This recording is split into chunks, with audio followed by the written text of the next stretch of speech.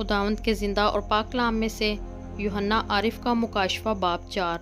जो 11 आयत पर मुश्तमिल है। इन बातों के बाद जो मैंने निगाह की तो क्या देखता हूँ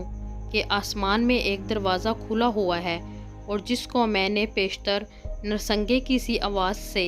अपने साथ बातें करते सुना था, वही फरमाता है कि यहाँ ऊपर आ जा, मैं तुझे वो बातें दिखाऊंगा जिनका इन बातों के बाद होना ज़रूर है। फ़ौरन मैं रूह में आ गया और क्या देखता हूँ कि आसमान पर एक तख्त रखा है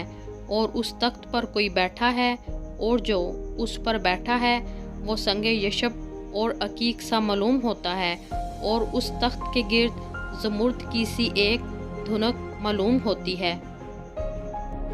और उस तख्त के गिर्द 24 तख्त हैं और उन तख्तों पर 24 बुजुर्ग सफ़ेद पोशाक पहने हुए बैठे हैं और उनके सरों पर सोने के ताज हैं।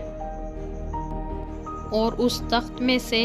बिजलियां और आवाज़ें और गरजें पैदा होती हैं और उस तख्त के सामने आग के 7 चिराग जल रहे हैं, ये खुदा की 7 रूहें हैं।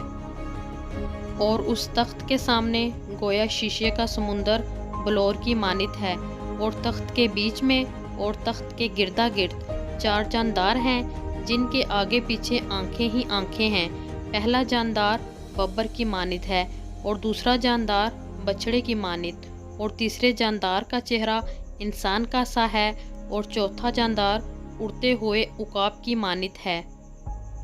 और इन चारों जानदारों के 6-6 पर हैं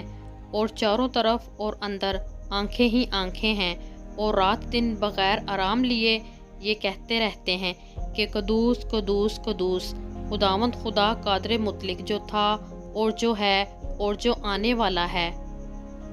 और जब वो जानदार उसकी तमजीद और इज़्ज़त और शुक्रगुजारी करेंगे जो तख्त पर बैठा है और अब्दुल अबाद जिंदा रहेगा,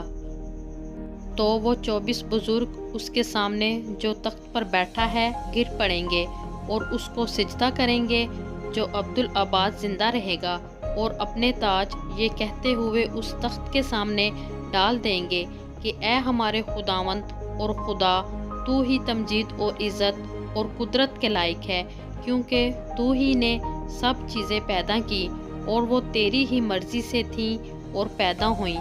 खुदावंद के ज़िंदा और पाक कलाम में से पढ़ा और सुना जाना हम सब के लिए बाइसे बरकत हो। आमीन।